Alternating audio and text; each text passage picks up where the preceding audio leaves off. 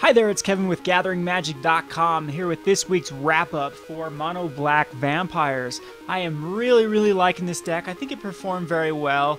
The games were very close that we lost, as well as the games that we won, but going 2-2 is not shabby, especially against all Tier 1 decks. So just a little bit of wrap-up here. We were able to beat Red Deck wins 2-1, and then we lost to Jund 2-1, and then we lost to the Aristocrats 2-1, and then we beat the Aristocrats 2-0. So I'm liking this deck a lot. I think it performs very well, especially against the mid-range and aggro decks. Jund was a little bit problematic, but both games that he won, he was able to get a fast Garruk Primal Hunter out, and there really isn't any answer for Garruk Primal Hunter. The two things that you could do to update this deck to make it more viable, it'd be more expensive, of course, going to another color, is you could go for Dreadbore. So Dreadbore here would be another card that you could add. And it looks like this. There's Dreadbore. Destroys a creature or planeswalker. It is sorcery speed, but it could easily replace something in this deck like a Victim of Night or a Devour Flesh, Ultimate Price.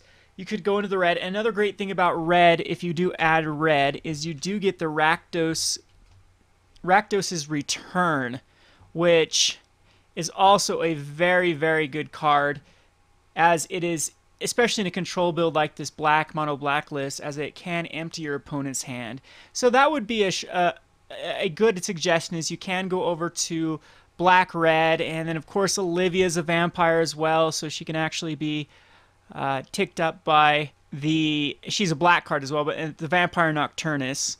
So actually I don't even have any Olivias here. Let's show all versions here. So there's Olivia, another good card you could do if you're going red. Again, this increases the cost of the deck by so much, as then you have to add Blood Crypts and Dragon Skull Summits and whatnot. Now, my other suggestion is you could easily make this into a white vampire list too, just for Sorin. You can splash white in, and you can get cards like Sorin, Lord of Innistrad, which is always an awesome card, one of my favorite cards ever printed, as it puts in 1/1 black vampire creature tokens, and also gives you an emblem that actually is very good with Vampire Nighthawks, and even like Blood Artist actually makes your Blood Artist swing for something. And his ultimate is -6 is amazing, destroying 3 creatures and or planeswalkers and returning them to the battlefield under your control. So it's a great card versus control. As you could see in that Aristocrats match, it did beat me. So that's definitely something you could think about adding. Of course, white does have some other options like Obsidian Ghost Council that could come in, and cards like Rest in Peace for the sideboard or Oblivion Ring. Those are always good choice. But this deck actually runs pretty well as it is. It performed above and beyond what I thought it was going to. It actually was a lot more smooth when I first looked at this list. I didn't know exactly how it would perform, so I'm very happy with it. The only changes that I think I'd make is I might put these Underworld Connections in main board instead of sideboard, and maybe throw some Staff of Nins in the sideboard instead of main board, as these are very bad versus the very aggressive decks. A lot of times you can't even survive till turn 6, even by mutilating, and this just doesn't.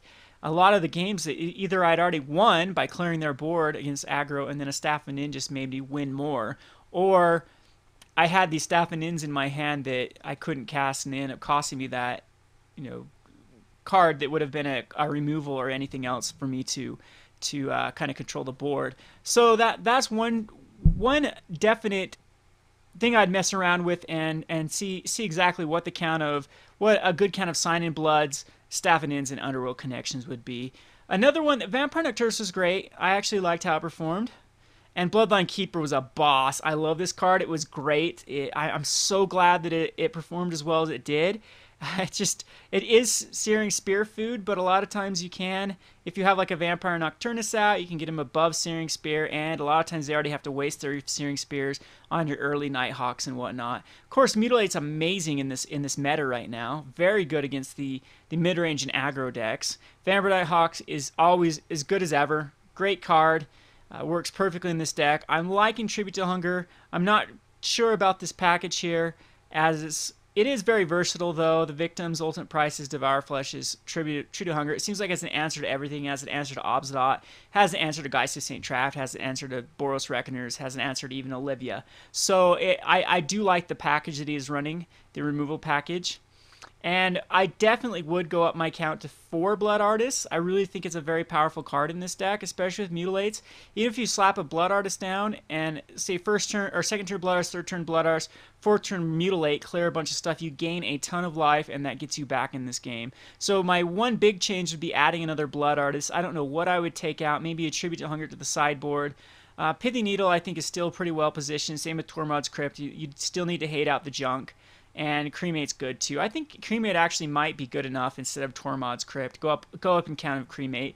Against Junk Reanimator, you just have to hit that the one well-timed Unburial Rites as they target the card. If you get rid of the card, then their Unburial Rites fizzles, or you can, if they mulch into an Unburial Rite, you can get rid of their Unburial Rites and usually set them back and make it so that eventually that you can put the pressure on them and win with all the control you have. I mean, this is great versus Junker Manor. The Mutilates take care of all the weenies, and the Vampire Nighthawks go over the top of them. It trades with the Restoration Angel. Blood Arse is great too. So yeah, I'm not sure. I like this deck how it is. Besides the lack of Blood Artist, the one more Blood Artist, of course, would be the change that I would make. And yeah, Human Frailty actually worked out very well. Of course, this is something you'll have to look at your meta and see if you wanted to decide to run it. I guess Duress could have easily been Appetite for Brains. Appetite for Brains can actually hit Hellrider. Most of the targets that you want to get rid of in this deck are going to be 4 or more. So Thragtusk is a problem, a little bit of a problem. You have to kill it twice. And also Supreme Verdict. I don't know if Supreme Verdict actually is that much of a problem. I guess Duress, the targets that I say Duress is better than Appetite for Brains for is Rakdos' Return and Sphinx's Revelation. Those are the 2 cards that I'd absolutely want Duress in. But everything else, I think Appetite for Brains hits. And again, you can get rid of that Hellrider without having to leave up any mana for a Victim of Night or Ultimate Price for it. Yeah, so that could definitely be, you could go a package of 2 Appetites, 2 Duresses, or you could definitely keep with the 4 Duresses. Anyway, that's pretty much the overview of how this deck ran. I like it a lot. I hope you guys enjoyed it as well. This is a very cheap deck to build on MTGO. I think that it came out to being like 20 tickets is all to get all the cards in here. I mean, everything is just so dirt cheap on MTGO. And then at Cool Stuff Inc., this is definitely under the $100 budget. Very fun deck. Not many people are playing this type of deck. Definitely a great deck for new players to run at their F&M. This is something you can pick up for quite cheap. And yeah, I definitely has my endorsement. This has been Kevin with GatheringMagic.com. Thanks for watching. For more great Magic the Gathering videos, check out my YouTube channel at YouTube/RogueDeckBuilder. See you next week.